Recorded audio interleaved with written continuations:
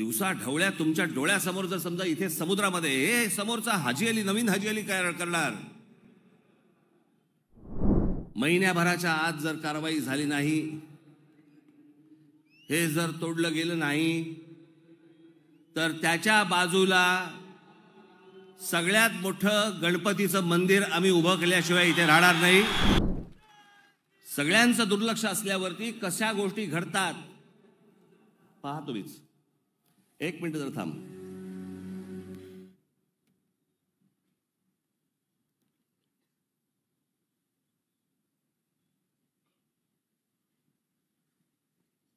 मी हे पाहण्याच्या अगोदर दाखवण्याच्या अगोदर माझा एकनाथ शिंदे सरकारला, देवेंद्र फडणवीस ज्यांच्या हातामध्ये गृह खाता आहे, निवडणुका झालेल्या नसल्यामुळे मी नगरसेवकांना सांगू शकत नाही, परंतु मुंबई महानगरपालिकेचे आयुक्त इक्बाल चहल, मुंबई पोलीस दलाचे कमिशनर, मुंबई पोलीस खात्याचे कमिशनर विवेक फणसाळकर, माझी सगळ्यांनाच माझी विनंती आहे की ह्याच्यावरती जर समजा तुमची कारवाई होणार नसेल तर त्याच्यानंतर महिन्याभरानंतर काय होईल हे तुम्ही पाहिल्यावरती मी तुम्हाला सांगतो।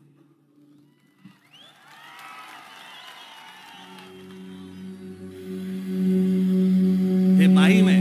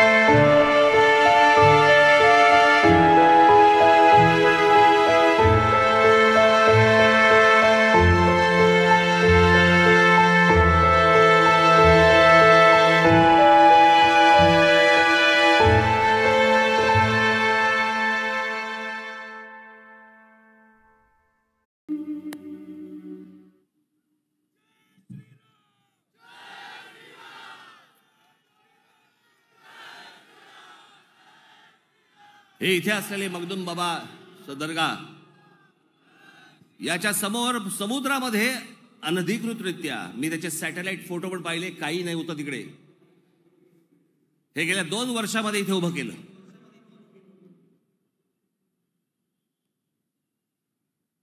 माहीम पोलीस स्टेशन तिकडे जवळ आहे, लक्ष नाही। महानगरपालिकेचे लोक फिरत असतात, पाहिलं नाही।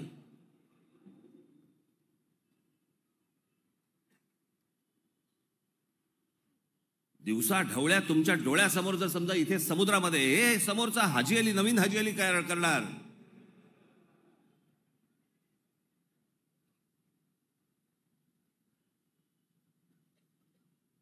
आता प्रशासनाला, मुख्यमंत्र्यांना, उपमुख्यमंत्र्यांना, पोलीस कमिशनर यांना, महानगरपालिकेच्या आयुक्तांना मी आजच सांगतो, महिन्याभराच्या आत जर कारवाई झाली नाही,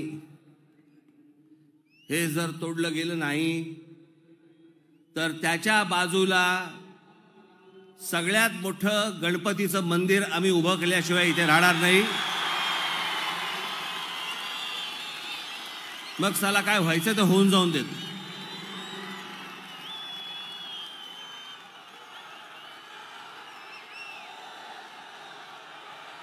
अशा प्रकारे जर कोणालाही जर समजा तुम्ही सवलती देत बसाल आणि कोणाहीकडे जर दुर्लक्ष करत बसाल, मग आमच्याकडे पण दुर्लक्ष करा.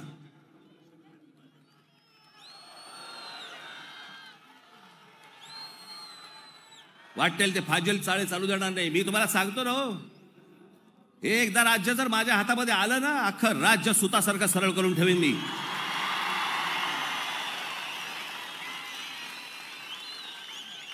परत कोणाची वाकडी हिंमत नाही होणार बघायची. चला कोणी यावं आणि आम्हाला टपली मारून निघून जावा.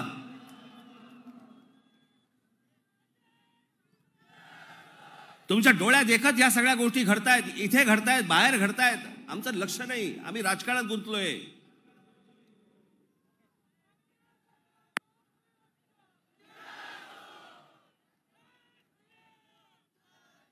म्हणून तुम्हाला तुमची ताकद ही सतत तुम्हाला दाखवावीच लागेल.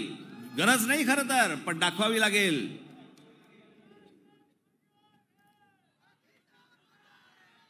जो सज्ञ मुसलमान वर्ग जो आहे, मुसलमान समाज जो आहे या महाराष्ट्रामधला, त्याला तरी हे मान्य आहे का?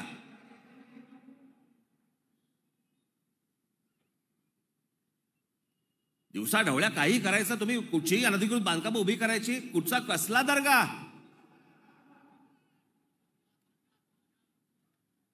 कोणाची समाधी आहे ती? माशाची?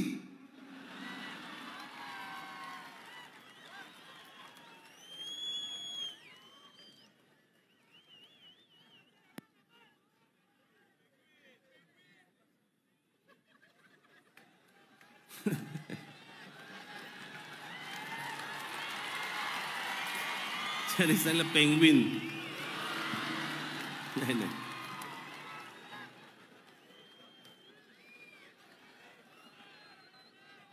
पण राज्यकर्ते ज्या वेळेला दुसऱ्या गोष्टींमध्ये गुंतलेले असतात ना, त्यावेळेला बाहेरचे लोक काय करू शकतात, काय करतात, एवढंच फक्त म्हणून मुद्दामून तुम्हाला दाखवलं. याच्यासाठी म्हणून तो हा स्क्रीन लावला होता.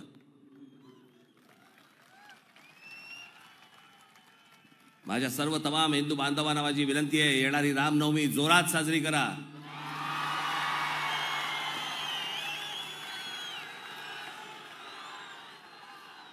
येत्या 6 जूनला आपल्या शिवछत्रपतींच्या राज्याभिषेकाला 350 वर्ष पूर्ण होत आहेत. मी स्वतः रायगडावरती जाणार आहे. आपणही सर्वांनी या.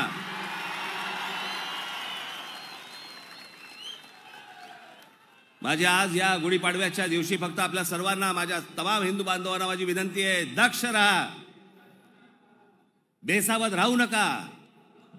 आजूबाजूला काय घडतंय, कोणत्या कोणत्या गोष्टी घडतायत, याच्यावरती पाळत ठेवा. आज जर बेसावध राहिलात ना, पायाखालची जमीन कधी सरकून निघून जाईल ना, तुम्हाला कळणार पण देखील नाही. आणि म्हणून तुम्हाला फक्त आज या गुढीपाडव्याच्या दिवशी मी तुम्हाला सर्वांना मनापासून तुम्हाला सर्वांना शुभेच्छा देतो.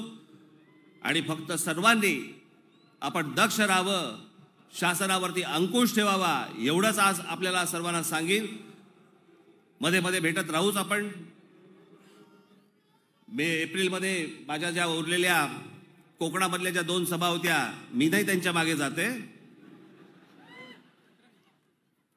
पण मी त्याच्या आधी ज्या सांगितल्या होत्या मी कोकणामधल्या सभा घेणार आहे, त्या एप्रिलमध्ये मी सभा, तिथे सभेसाठी मी येईन. त्यावेळेला बाकीच्या इतर सविस्तर गोष्टी बोलूच. परंतु परत आज सगळेजण तुम्ही आज आलात, इतक्या मोठ्या संख्येने सगळे हजर झालात. आज तुमच्या सगळ्यांचे मी आभार मानतो. माझी खास करून इथे असलेल्या लोकांना, लोकांना विनंती आहे, महिलांना जाताना आपण व्यवस्थित वाट करून द्यावी, त्या व्यवस्थित जातील याकडे आपण सर्वांनी लक्ष द्यावं. आपण लांबून कुठून आलेला असाल, जाताना आपण गाड्या देखील नीट आपण व्यवस्थित चालवाव्यात. आपल्या घरचे देखील आपली सगळी येण्याची वाट बघत असतील. धन्यवाद. जय हिंद, जय महाराष्ट्र.